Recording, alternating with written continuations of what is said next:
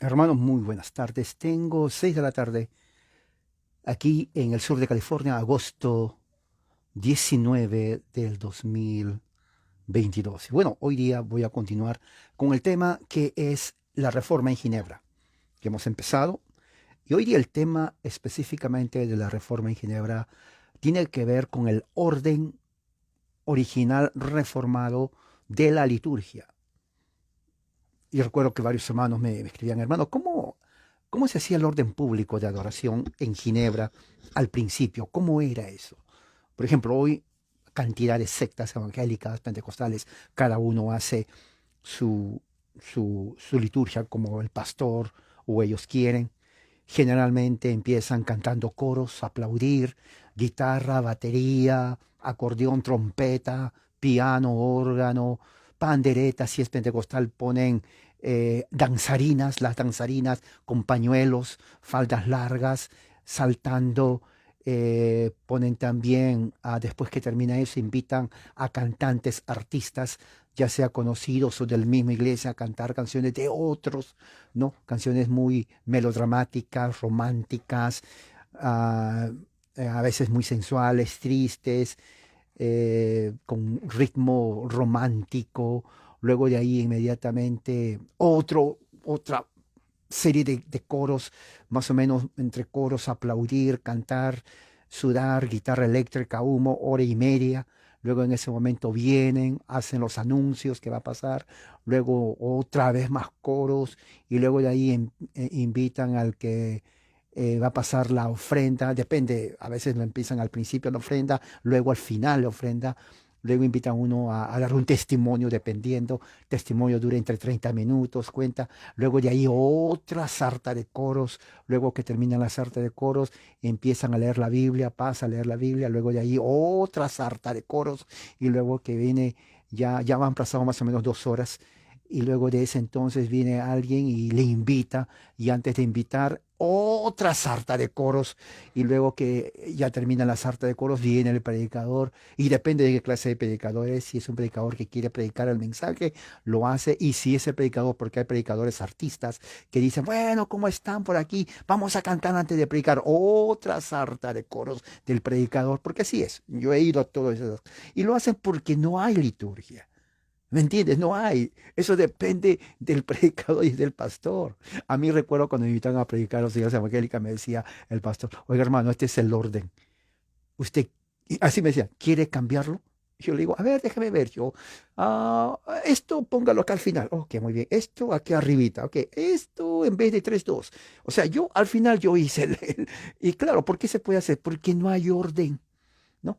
Y al final le decía, oye hermano, que el testimonio no sea tan largo. ¿Quién va a dar? Oh, es un hermano que estuvo en las drogas 35 años. Oh, 35, un testimonio poderoso, como Dios lo libertó de las drogas. O sea que este va a hablar unos 45 minutos. Ok, está bien, sí que su testimonio. Yo mientras tanto voy a salir afuera un rato a respirar. Sí, yo sí, no hay problema. Mientras él haga su testimonio, yo me inspiro afuera un rato. Ya cuando va a terminar me avisan. Sí, y salí afuera. El hermano dado su testimonio por 45 minutos, yo salía y le decía, hermano, ya terminó, oh, que pues yo entro. Y ahí me daba la bienvenida y por aquí y por allá. Porque así es informal. ¿Me entiende? Es informal el orden entre pentecostales y evangélicos. No hay un orden. Cada uno cocina la papa como le da la gana, en otras palabras. Entonces, este, pero no es así en el orden reformado. ¿Se dan cuenta? En el orden reformado yo no puedo decir, ¿sabe qué, pastor? Yo creo, no importa lo que yo crea, lo que yo piense, mi opinión. Hay un orden. Y eso lo vamos a ver como enseñó Calvino el orden de la liturgia. Antes de empezar, vamos a hacer una oración. Padre, gracias por tu amor y tu misericordia. Gracias, Señor, porque tú nos estás enseñando cómo tú has trabajado en tu iglesia durante estos siglos. Cómo, Señor, nosotros debemos adorarte y cómo es la oración que tú aceptas. Ayúdanos a entender, Padre, en el nombre de Jesucristo, nuestro Señor. Amén. Muy bien, tema de ahora, el orden original reformado de la adoración pública en Ginebra y en toda Suiza. ¿Por qué?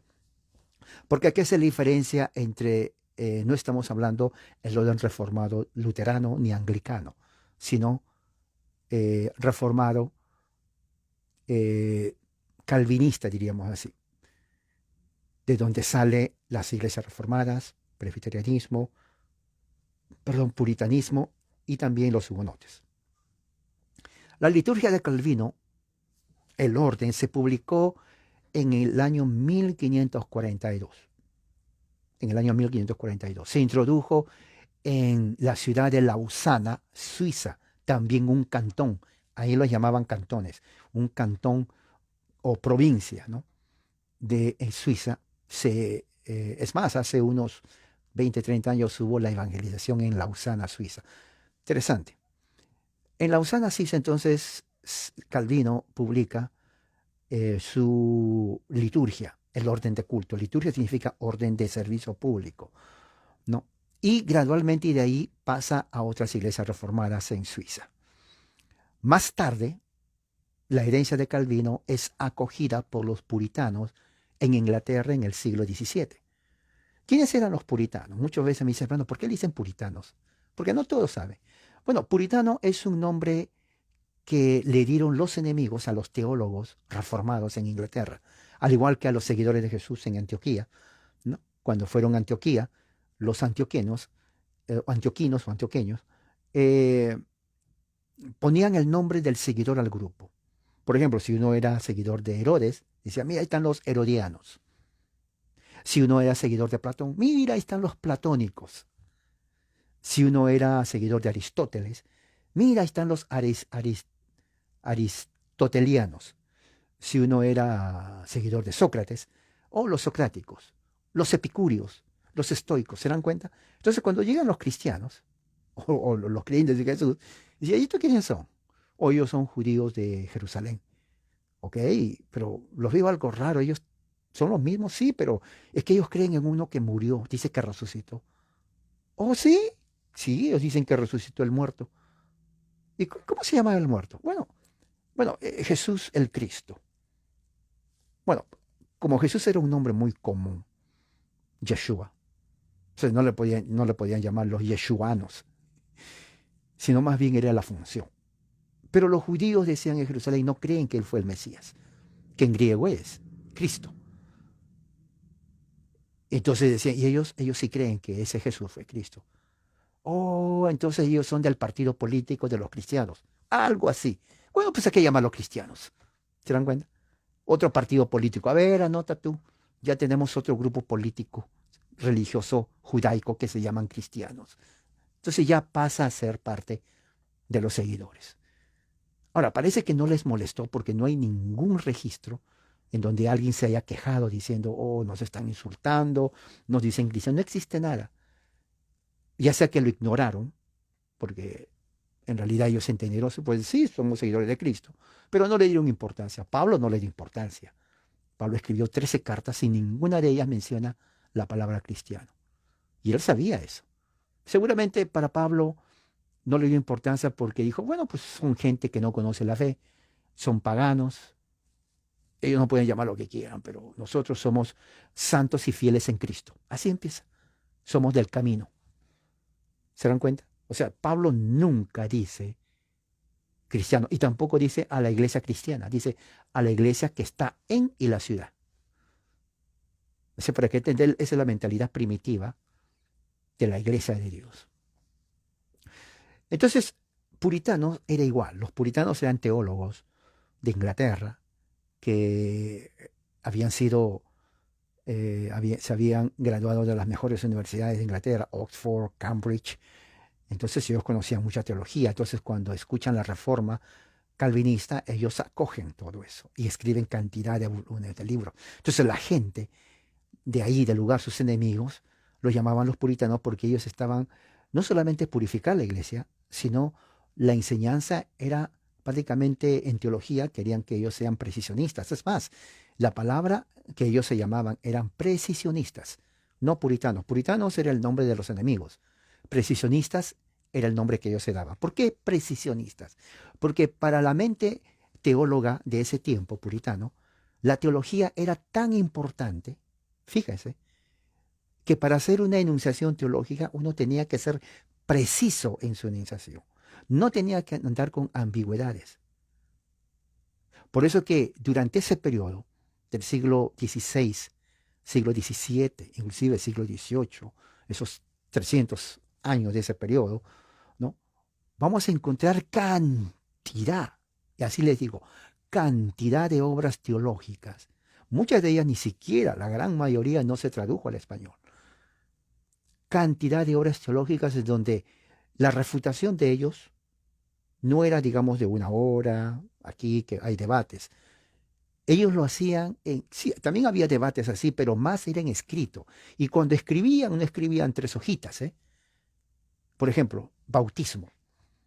El bautismo de infantes era un tema de mucho debate durante la Reforma, porque los anabautistas se, se oponían al bautismo de infantes, rechazaban y criticaban a los reformadores diciendo que ese bautismo de infantes era, diríamos, un desperdicio o algo que quedó de la tradición católica romana. Papista decían ellos. Los reformadores decían, no, la razón que bautizamos es porque hay justamente, aunque hay antecedente histórico en la iglesia primitiva, también hay justificación bíblica. Entonces ahí fue el debate. Entonces en esos debates, tanto la posición anabautista como la posición reformada se rebatían o se debatían, pero escribiendo. Y eran escritos de más de 300 páginas. Yo me pregunto honestamente, que estamos que 2022, ¿de dónde sacaban tanto para escribir? Y escribían, refutando. Y cuando uno lee, no escribían tonteras, escribían un alto concepto e ideas y terminología teológica pesada. Creo que para la mente moderna, ahora, 2022, yo creo que en 2 páginas ya se duerme. Para que se den cuenta cómo hubo un degrecimiento en vez de un regreso intelectual, en vez de un progreso intelectual, teológico. Uno, dentro de la Iglesia Católica Romana, igual. O sea, si uno quiere, por eso yo recomiendo, si uno quiere ser verdadero teólogo, no lea a los actuales, lea a los antiguos. Por 2 razones. Uno, eran los originales. Y 2, porque su profundidad teológica era pura. Uno aprende cantidad. Uno de los debates que inclusive lo voy a volver a leer, ya lo leí antes, y uno aprende mucho historia, patrística, teología. Es el debate que tuvo Juan Calvino, lo voy a poner más adelante, con el cardenal católico Sadoleto. Oiga, ese es un tremendo. Ahí se puede ver cómo las dos mentalidades, tanto reformada de Calvino como de la doctrina católica romana, representada por el gran cardenal Sadoleto, oiga, estuvieron así, a duelo. Eso ya no se ve. Más se ve insultos. Eso no es debate, eso es cualquier tontera. Por eso que yo no recomiendo esa cosa. Usted no aprende nada. Pero hablando de verdadero debate histórico-teológico, lea eso. Lo voy a traducir, es largo, ¿eh? Voy a darme el trabajo de hacerlo. Porque ahí uno aprende, tanto el cardenal Sadoleto como Calvino, comienzan ellos a traer cantidad. Y uno aprende porque esa gente leía mucho, ¿ok? Leía mucho. Entonces sus argumentos están bien centrados. Y uno aprende tanto de uno como de otro, y cómo lo respondía él, cómo lo refutaba el otro, y etcétera. Bueno, era así en ese tiempo, ¿ok? Entonces, ¿qué es lo que sucede? Un bosquejo típico de la adoración reformada, proveniente de los escritos mismos de Calvino, ¿no? Se puede encontrar en su documento que él hizo, El Orden, ¿no? Exacto, solamente, no, pega insultos, eso no es debate. Por eso que yo le recomiendo, si usted quiere estar sano mentalmente, no lea esas cosas, no lea, porque tanto de un grupo de otro, mediocridad. Y no es bueno, sinceramente. La vida es corta como para estar realmente así. Sí, hermano Guido, y lo voy a poner, voy a compartir con usted. Es más, vamos a tener una reunión, si usted eh, permite, y vamos a hablar sobre el debate de Calvino y el cardenal Sauleto. Muy bueno, buenísimo ese debate que tuvieron ellos. Entonces, ¿qué dice aquí? El, el orden de la adoración pública, dice aquí, él construyó su forma de adoración sobre la base de otro reformador, Zwinglio, y su amigo Guillermo Farel. Muy buenísimo.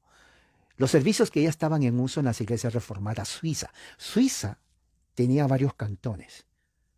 Y créame que Suiza recibió mucho de la reforma calvinista. Tremendo. Entonces, ¿qué es lo que sucede? Al igual que sus predecesores, ¿no? Los reformadores no simpatizaban con la liturgia católica romana, obviamente, por eso eran reformadores, ¿no? Que estaba, ellos decían, sobrecargados de tradiciones, también supersticiones de no bíblicas. Podemos agregar que no tenía gusto por las características artísticas, simbólicas y ornamentales. Esa era una crítica que se daba a los reformadores, no solamente a Calvino. Que Calvino y los reformadores decían, oh, ellos no tienen nada porque ellos no tienen gusto a la parte artística y simbólica de la adoración. Esa es una crítica que les daban a ellos. Sin embargo, Calvino y los reformadores rechazaban la misa, rechazaban los sacramentos, excepto el bautismo y la cena del Señor. Los días santos, casi todas las festividades de la iglesia, excepto el día del Señor, ¿no? Que es el primer día de la semana, o sea, domingo. Rechazaron el uso de imágenes, reliquias, procesiones ya no se hacía, y toda la pompa y circunstancia de un culto que apelaba a los sentidos, a la imaginación, más que al intelecto y a la conciencia. Tal adoración tiende a distraer la mente con el espectáculo externo en lugar de concentrarla en la contemplación de la verdad salvadora del Evangelio. Entonces hay una filosofía detrás de eso. Algo muy importante para entender la teología de adoración reformada original protestante. Estamos hablando del siglo XVI, ¿no? No de los grupos estadounidenses del siglo XX, ellos no son reformados, no tampoco son protestantes. Calvino reforma, la razón es que ellos no querían distraer la mente con un espectáculo visual externo y más bien entender la fe, la salvación como un elemento de fe, una adoración del Espíritu. ¿Okay? Esa es la gran diferencia con la liturgia católica romana. Sustituyeron en su lugar ese modo de adoración simple y espiritual que se adapta a la devoción inteligente, si está animada por la presencia vivificadora y el poder del Espíritu de Dios, pero que se vuelve estéril, fría, gélida, si ese poder es carente. Calvino hizo del sermón la parte central del culto y sustituyó la lectura de la misa en latín por instrucción y edificación en la lengua original vernácula. O sea, en vez de hacer la misa en latín, se exponía la palabra de Dios en el lenguaje folclórico, en el lenguaje autóctono de los pueblos. El predicador tenía que exponer la lectura en el lenguaje del pueblo. Si hablaban alemán, alemán. Si hablaban francés, en francés, etc. Bien, el púlpito, ¿no?, viene a ser el lugar central en donde el predicador o el pastor se sitúa, ¿no?, y de ahí expone la palabra. ¿Okay? Entonces, esto dio lugar a la oración libre en el culto público, con infinitas posibilidades de aplicación a diversas circunstancias y necesidades. ¿A qué se refiere eso? Se refiere, por ejemplo, a acción de gracias. La reforma, aunque ya existían misas de acción de gracias, esa es la reforma donde la acción de gracias vuelve un papel más personal y más, diríamos, condicional a las situaciones que está pasando. Por ejemplo, en la Edad Media hubo la Gran Plaga. Entonces, durante ese tiempo de la Gran Plaga, eso afectó a católicos y a protestantes por igual. Claro, la plaga no es religiosa. Ella no dice, tú eres católico, aquí te salvo, o le perdono al... No, todos mueren, al que le toca muere. Entonces, ¿qué es lo que sucedía? Las iglesias reformadas llamaron para un día a varios días de arrepentimiento, de ayuno, ¿no? Entonces, cuando pasa este periodo de las plagas, ellos se reúnen para hacer un servicio de adoración de acción de gracias. Con eso vino con los peregrinos y con los puritanos que vinieron a las costas del Atlántico en el siglo XVII. Porque acción de gracias generalmente es cuando pasa una calamidad, ya sea guerra, mucho en ese tiempo había guerra, guerras religiosas, hambruna, peste, o claro, hambruna, peste, guerra, ¿no? Entonces cuando ya pasaba eso, se reunían y daban gracias al Señor, ¿no? Leían un salmo, leían una escritura, y en ese momento se arrodillaban y daban gracias al Señor. Era oración específicamente de acción de gracias. Dentro del catolicismo, esa acción de gracias generalmente era una misa de acción de gracias. Eso fue lo que hicieron también cuando vinieron los españoles a esta parte. Vinieron y lo primero que hacen es instalar su púlpito y hacen una misa de acción de gracias. También tenían, lo que sucede es que en la tradición cristiana, mucho antes de los puritanos, ya existía en la iglesia cristiana eso de acción de gracias, porque eso parte de la Biblia. Eso es muy importante. La teología de acción de gracias es un tema muy buenísimo, muy bueno, sinceramente. Tanto católicos como protestantes creen eso, pero le dan su énfasis de acuerdo a su liturgia. Es muy importante, nunca se olvide eso. Eh, Voy a leer un orden de liturgia pública que Calvino impuso en el cantón de Estrasburgo, en Suiza. Este es, a ver, vamos a ver, este es uno de los órdenes, habían varios. Número uno empezaba con la invocación y el llamado. Esto se hace en iglesias presbiterianas reformadas. A la iglesia que yo voy se hace eso. ¿Qué quiere decir eso? Quiere decir, por ejemplo, en el momento que, uno llega a la iglesia, se sienta, entonces en el momento que el pastor o el ministro entra, en ese momento todos atentos, ¿no? Y hace una invocación, se dirige al Señor y en ese momento hace un llamado. El llamado es para la iglesia, para los que estamos aquí, o sea, es un llamado para entrar ya al servicio público en el nombre de Cristo. O sea, ya a partir de ese momento el llamado, o sea, la reunión se hace entra a un carácter ya espiritual de servicio al Señor. Luego que hace el llamado al culto, entonces hay una oración, la confesión del pecado. Eso se hace en la mayoría de las iglesias presbiterianas tradicionales. ¿Ok? Hay iglesias liberales, las liberales como que ya son liberales, pues ya, ya para ellos esto es del pasado, de verdad, liberales. Entonces, la confesión del pecado, esto se hace en las iglesias presbiterianas reformadas aquí. En la confesión del pecado el pastor dirige la oración. Es una oración en donde él, en el nombre de Jesús, ora por todos. Y luego hay un momento de oración silenciosa, en donde uno, en forma silenciosa, personal, individual, pide perdón al Señor por sus pecados. En silencio, no tiene que hablar.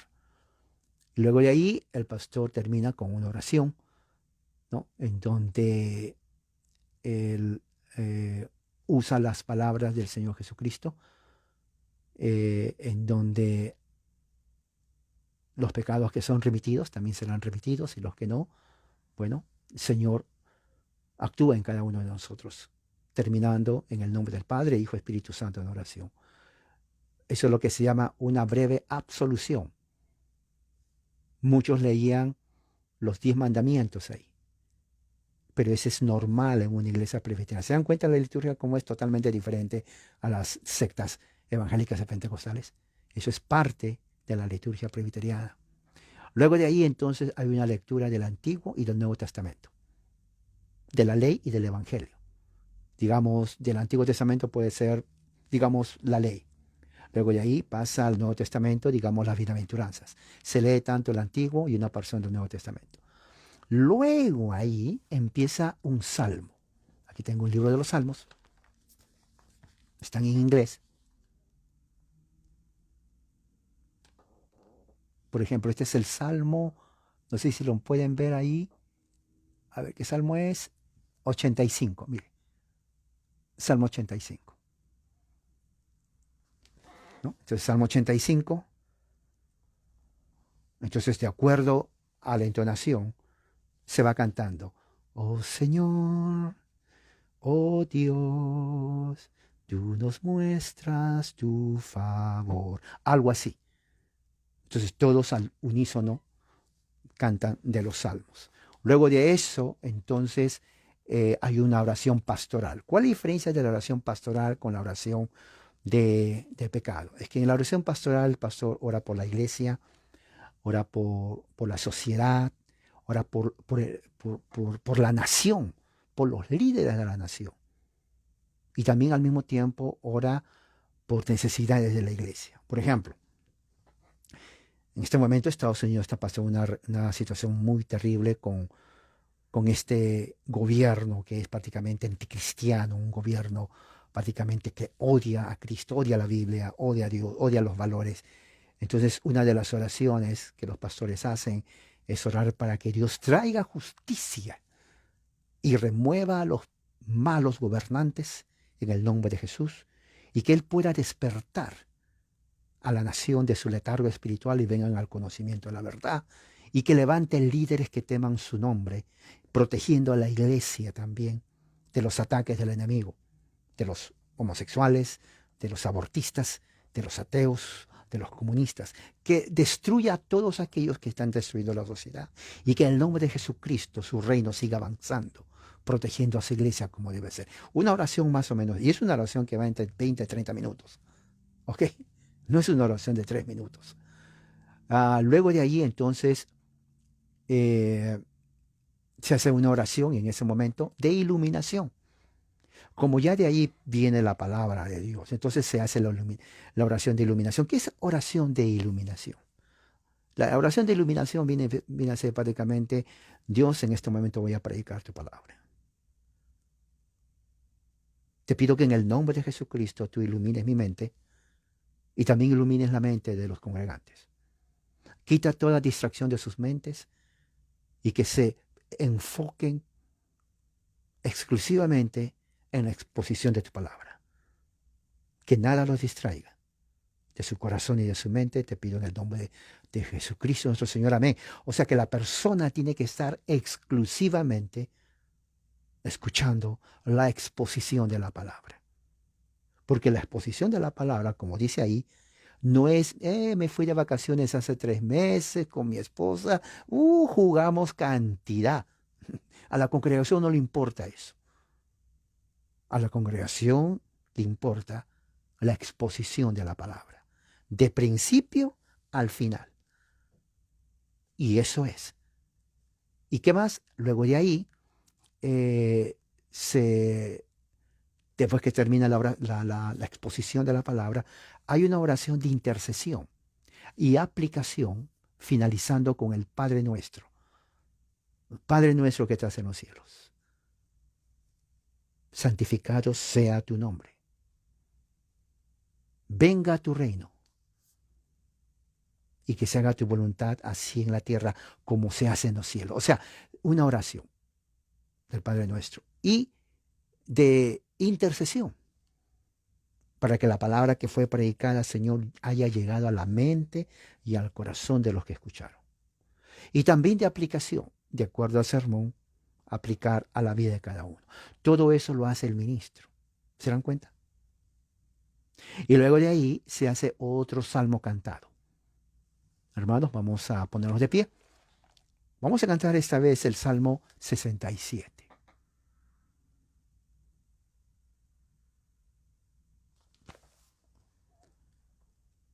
Dice: Señor, danos tu bendición y extiende tu gracia.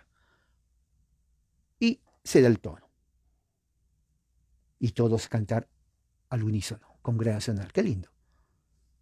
Y luego de allí, el pastor termina, muy bien hermanos, y dice la bendición sacerdotal. Que el Señor haga resplandecer su rostro sobre ti y tenga de ti misericordia. Que el Señor alce sobre ti su rostro y ponga en ti paz. Algo así. Y todos están despedidos, hermanos. Entonces, que a cada uno, bueno, se salude entre hermanos, libre para irse a la casa. Ese es un ejemplo de una liturgia. Y esa liturgia se hace en la mayoría de las iglesias presbiterianas. Así de simple. ¿Se dan cuenta? Simple, pero, oiga, pero qué bonito, ¿eh? Simple. ¿Qué le parece? Otro, liturgia alternativa. Hasta el llamado para adorar, ¿no? El ministro siempre, vamos hermanos, vamos, reúnanse, vamos a empezar la oración, un llamado a adorar. En ese momento nos ponemos de pie, hermanos, vamos a orar confesando nuestros pecados.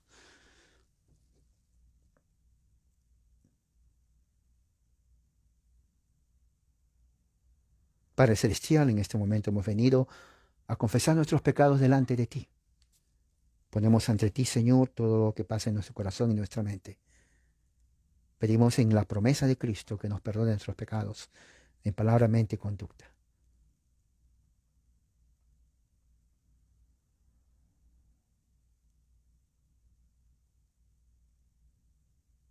En el nombre de Jesucristo. Amén. O sea, más o menos así.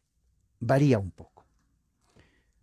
Luego de ahí, y entonces, antes de pasar a cantar el Salmo, en el tiempo de Calvino se cantaba los 10 mandamientos. No sé, yo creo, hay un tono de los 10 mandamientos, voy a buscarlo, pero se cantaban los 10 mandamientos, ¿ok? O, bueno, hoy ya casi no se canta eso, no conozco una congregación que cante los 10 mandamientos, pero se canta un salmo, ¿ok? Bueno, esta vez vamos a cantar el Salmo 66. Salmo 66 dice, del Señor en la tierra, todos canten al Señor a una voz. Cantemos, hermanos. Y comienzan a cantar, ¿no? Uh-huh. Luego de ahí viene la palabra lira. Vamos a leer, hermanos, pónganse en pie, vamos a leer en el libro de Números, en el capítulo 8, y luego de ahí vamos a pasar en el libro de Filipenses, capítulo 4, Antiguo y Nuevo Testamento. Antiguo, Nuevo Testamento. Luego de ahí, en ese momento, vamos a hacer la oración por la iluminación, porque ya va a pasar el ministro prácticamente va a predicar y oramos, Padre Celestial. Entonces hay un llamado para preparar la mente y el corazón a lo que viene en la palabra.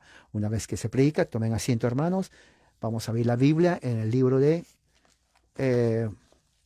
Mateo capítulo 24, vamos a leer tal pasaje y empieza el pastor después de ahí a exponer la palabra de Dios. Una vez que termina eso, entonces hay una oración de intercesión. Hermanos, vamos a poner de pie, vamos a orar por intercesión. Se intercede por la iglesia, se intercede por la nación, se intercede por los presidentes, por los magistrados, por los jueces, por los reyes, se intercede por tantas cosas que hay. La pandemia ha sido uno de los puntos principales de intercesión para que Dios cuide y dé salud física y espiritual y moral a la iglesia, a la nación. Que Dios castiga al malo, al que odia su ley, al que odia al Mesías, al que odia su evangelio, al que persigue a su iglesia. Padre, castígalos en el nombre de Jesucristo y levanta hombres fieles a tu palabra en el nombre de Jesús.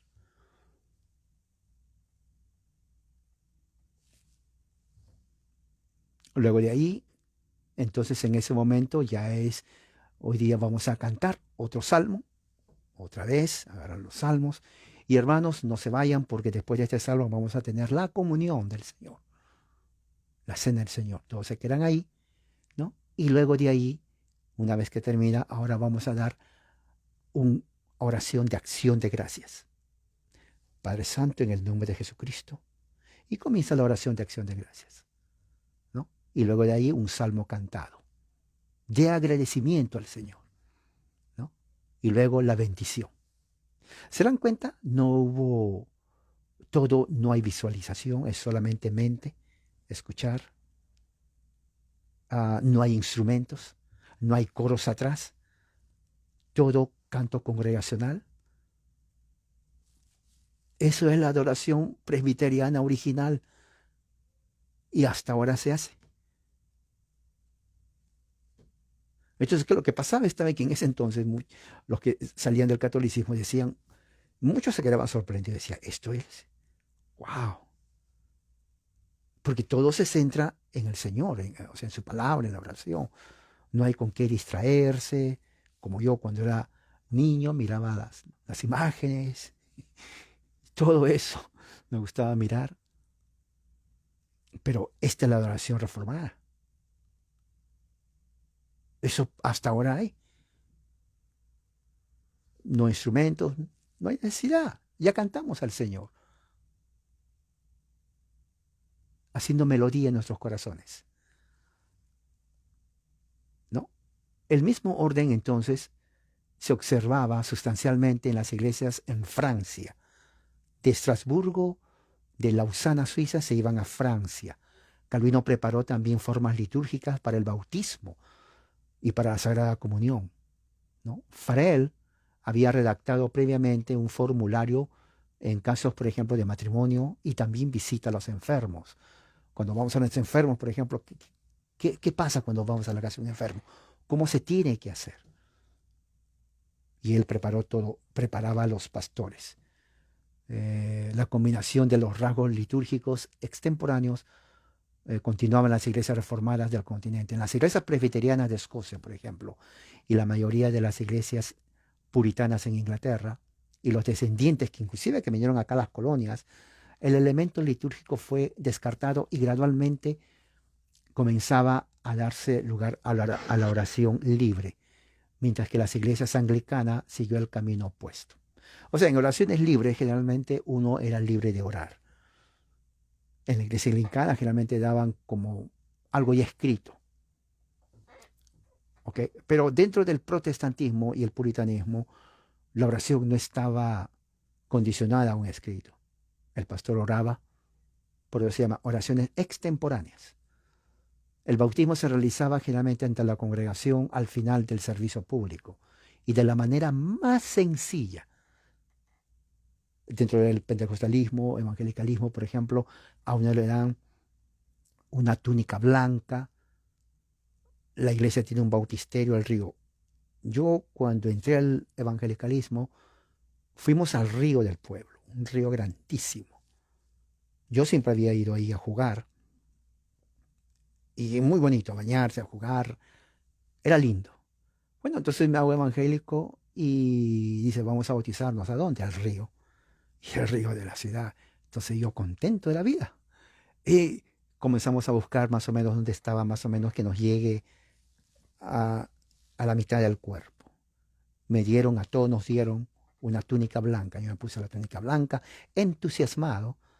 Y bueno, ahí antes de bautizarnos, recuerdo que el pastor nos decía, den un minuto de cómo se hicieron cristianos. Entonces yo estaba tan entusiasmado que me olvidé del minuto. Yo estaba predicando, entonces el pastor me dice, hermano, un minuto. Oh, perdón. Ok, ya me callé, ya no tuve que hablar más. Entonces me bautizaron así y salí bien mojado. O sea, claro, la experiencia y todo eso, ¿no? Ahora que conozco, me di cuenta que no tuve que haberme bautizado porque yo ya fui bautizado de pequeño en la Iglesia Católica Romana. Me bautizaron y fui crecido así, me enseñaron a amar a Dios, ¿no? Amar a la Virgen, la Biblia lo dice ahí. O sea, tuve una familia cristiana siempre, o sea, nunca fui pagano, en mi casa nadie fue pagano, nadie adoró a Buda, a Satanás, a nada de esas cosas. Eso es mentira. Eh,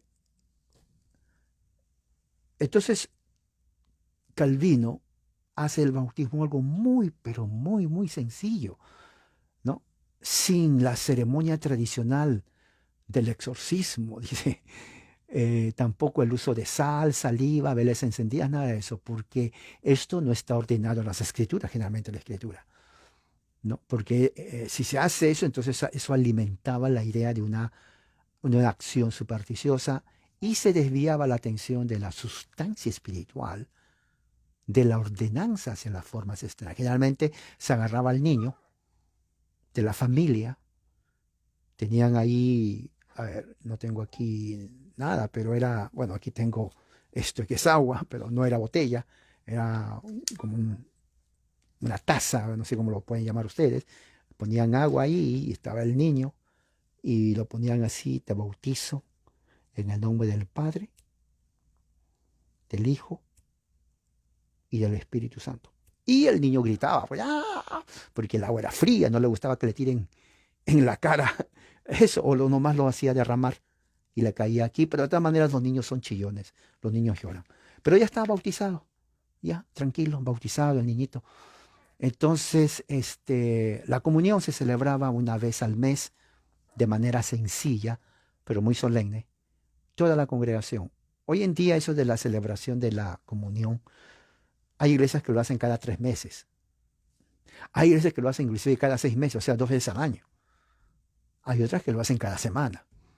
La razón por la cual es porque dicen es que no hay algo específico, o sea, muchos basados en hechos dicen, bueno, había partimiento del pan cada primer día de la semana, entonces dicen, bueno, aquí lo dice, pero otros dicen, bueno, pero no es mandato, pero ya sea que lo hagan en un mes, mi iglesia lo hace cada semana, no, a ver, sí, sí, cada semana, exactamente, cada semana, pero hay otra congregación presbiteriana que lo hace cada 3 meses, oiga, cada 3 meses, en fin.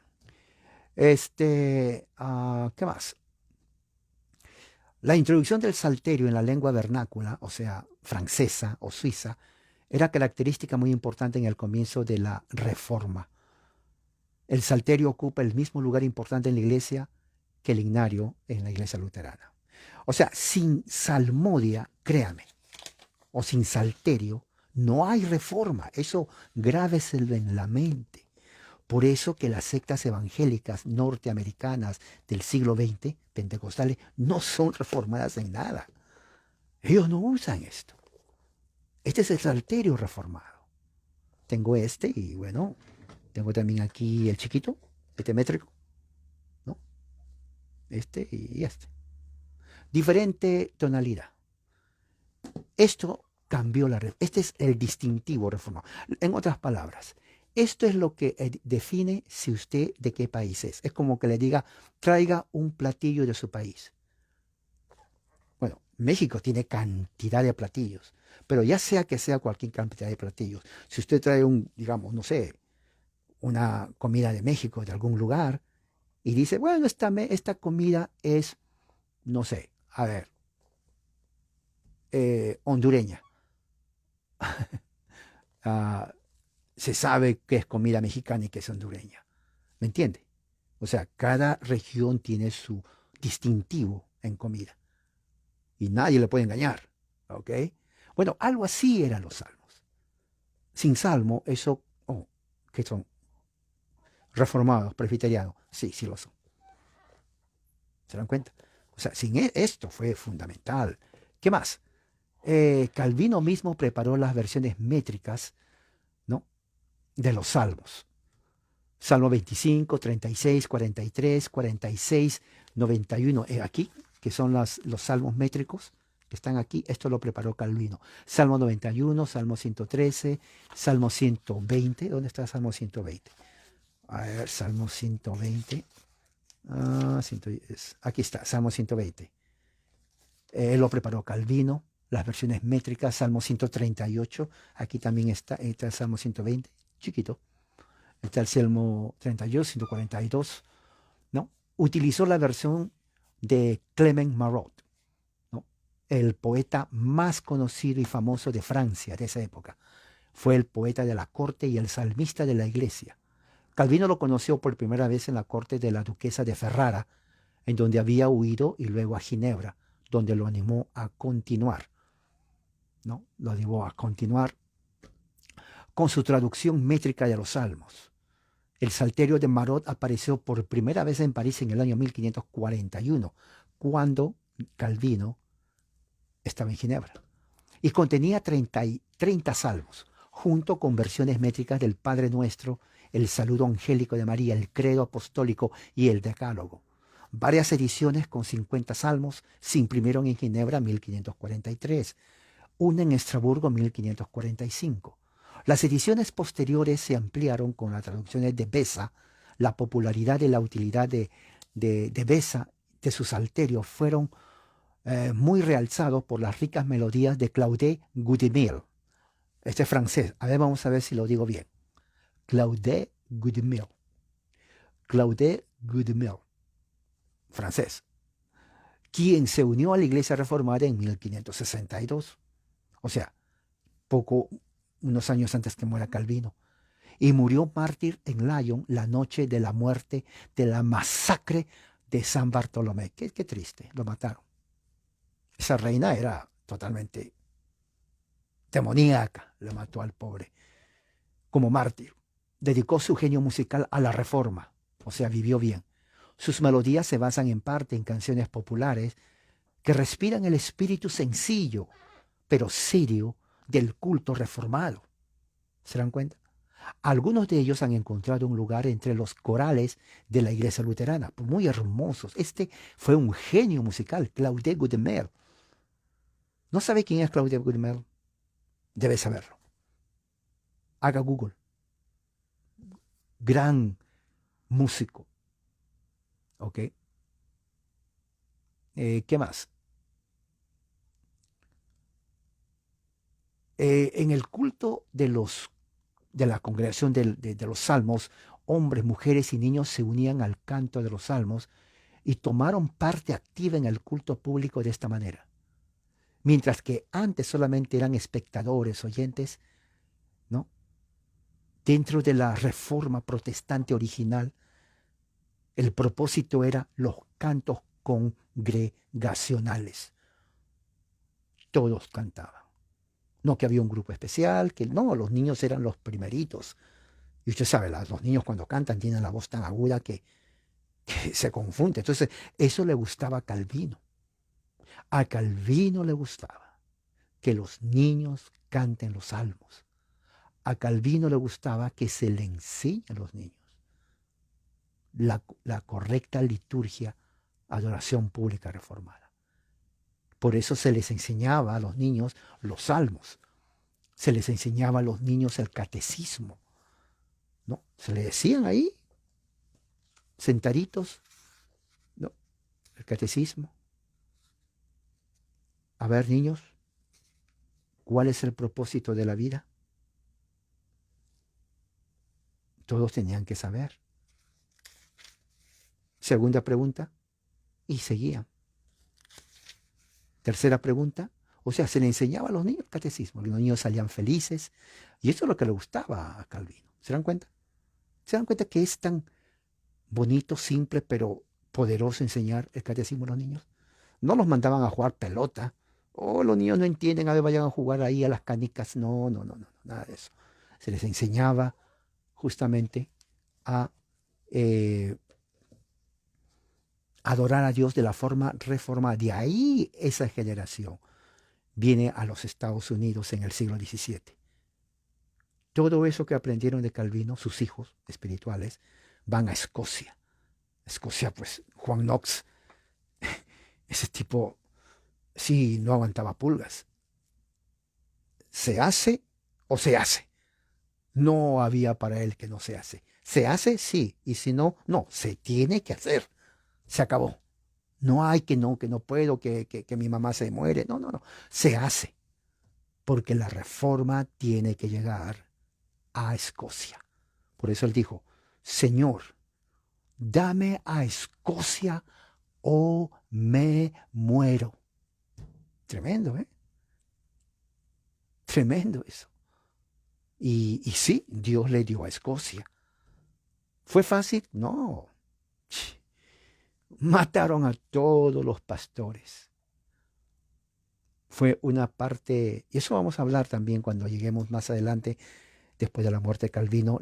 Y es más, ya esto yo lo hablé, ahí tengo todavía también los videos, pero vamos a repasarlo porque nuestra mente es muy frágil. Hablé de los hugonotes, de los puritanos, de los escoceses, cómo el legado de la liturgia calvinista hasta ahora sigue. En las iglesias reformadas presbiterianas tradicionales sigue eso. Igualito como Calvino lo enseñó. Igualito, yo veo eso y una vez le dije al pastor, esto es de Calvino. Sí, sí, me dice, es de Calvino, me dice. Es de Calvino, la misma, todo de Calvino.